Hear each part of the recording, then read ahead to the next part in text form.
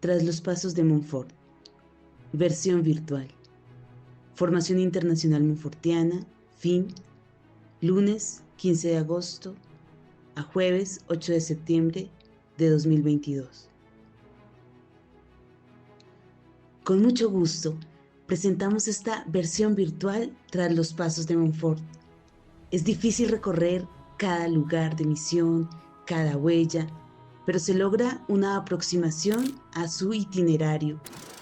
Esperamos con el tiempo que se vaya alimentando de nuevas experiencias y recorridos. El propósito de este viaje virtual es, por un lado, abrir la posibilidad de aproximar a muchas personas seguidoras de la espiritualidad montfortiana a la vida del santo. Y por otro, provocar el deseo de ir a recorrer y complementar lo aquí presentado con nuevos detalles y miradas. Bienvenidos, bienvenidas a este viaje tras la vida de un santo para los últimos tiempos. Muchos conocemos a los padres montfortianos y algunos tal vez las obras escritas por Montfort. En esta experiencia pretendemos un acercamiento a la vida y obra del misionero tras sus pasos, en su propia tierra, y tener una idea de lo que está aconteciendo por estos días en esos lugares tan queridos por todos los montfortianos del mundo. París. Cuando el joven Luis llegó a París en el vigor de sus 20 años, con la resolución de convertirse en sacerdote, llegó allí como un pobre absoluto. Había dado todo a los menos afortunados que él. Aceptó vivir de pan, mendigando en alojamientos de etapas, y sintió la miseria en plena nariz. Tuvo que tomarse una semana para civilizarse a la buena moral, y su benefactor dudó en presentarlo a los dignos caballeros de San Sulpicio. Luis se siente cómodo en la privación, los servicios domésticos, y lo añade en sus impulsos de fe e imitación del sufrimiento de Cristo, hasta el día en que la providencia, según sus caminos inéditos, le ofrece la entrada al pequeño seminario de San Sulpicio. Permanece en el registro de los menos afortunados. Su experiencia es dura y despojadora, por lo tanto purificadora y para él emocionante. Es el alba de una vida sacerdotal. Quien quiera ser mi discípulo, renuncie a sí mismo. Acompañamos al seminarista en la formación permanente, según la exigente formación de los caballeros de San Sulpicio. Las lecciones de sus maestros sulpicianos y de su vida, así como su palabra, le enseñaron a renunciar totalmente, a vivir solo para Dios en la cruz y a dedicarse por completo a la salvación de las almas. Supieron pasar y mantener en las almas de sus discípulos la llama apostólica. Finalmente les dieron el ejemplo de fidelidad inquebrantable a las decisiones de la Santa Sede, la estrella del norte de sus vidas. El padre Griñó fue promovido a la orden del sacerdocio el 5 de junio de 1790 por el señor Jean-Hervé Bazin de Flamanville, obispo de Perpignan, a quien el cardenal de Noailles, arzobispo de París, se había comprometido a hacer la ordenación en su diócesis. Fue en la capilla del arzobispado. Su amigo, el padre Juan Bautista Blas, asistió. El nuevo sacerdote celebra su primera misa después de una semana de preparación en la capilla de la Santísima Virgen, detrás del coro de la iglesia de San Sulpicio. Un ángel en el altar, dijo Juan Bautista Blas.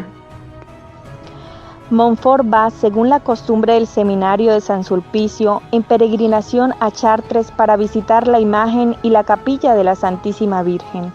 La gran devoción a la Santísima Virgen que reina en esta santa casa, que los superiores y directores cuidan mucho de cultivar e inspirar a quienes se confían a su cuidado, generalmente los compromete cada año a peregrinar en nombre de la casa para visitar algunas de las capillas más famosas dedicadas en honor de María.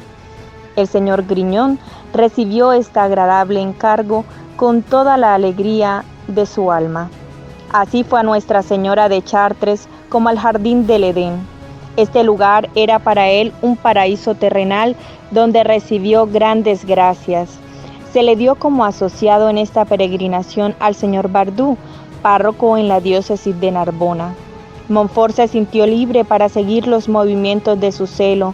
Se abandonó allí en el vasto campo y se alejó de su compañero para ir aquí y allá en el camino a catequizar o hablar de Dios a los labradores y otras personas pobres, a quienes veía cerca o lejos, y regresó con grandes zancadas, como se había ido. Al llegar a Chartres, se arrojó apresuradamente a los pies de la imagen de la Santísima Virgen, que es honrada en la capilla subterránea con la más sensible ternura y devoción.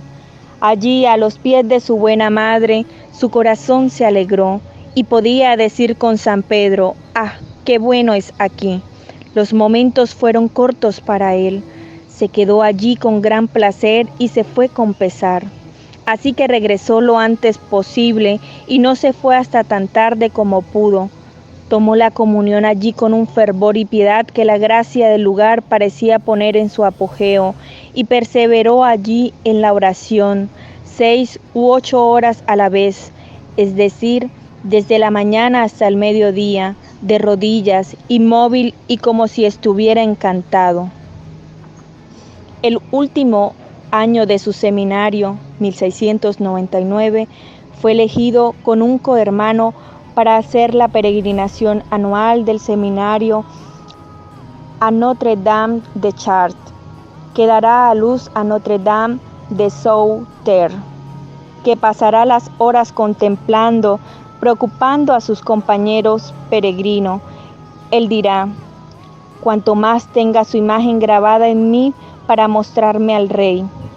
¿Cuál es nuestra participación en las peregrinaciones a los santuarios de María?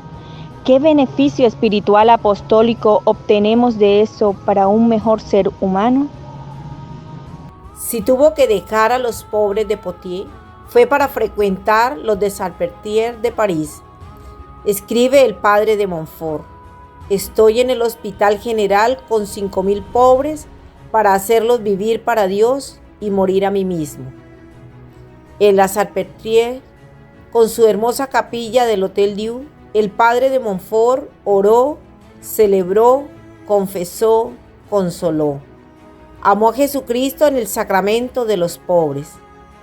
Pero después de 5 meses es brutalmente despedido. Se refugió en una miserable calle llamada Pot de Fer, cerca del noviciado jesuita, y pasó sus días allí en austeridades y oración. Y aquí está, sin amigos, ni siquiera los más cercanos, y en este abandono se dedica a la contemplación bíblica de la sabiduría de Dios. Solo Dios, o para la mayor gloria de Dios, es su lema. Se abrirá este misterio de otra manera. En un cuaderno, como un colegial que permanece, confía a su pluma el fruto de sus meditaciones, sus lecturas tan altas, sus deseos y sus oraciones secretas, como amante de la eterna sabiduría del amor. Es a la vez una síntesis de lo que ya conocía y como una proyección de lo que podría ser su vida. La palabra de Dios, el misterio de la encarnación, el drama y el odio al pecado, la ternura de Jesús en su nacimiento, su vida y la cruz con la que se casó desde el seno de su madre.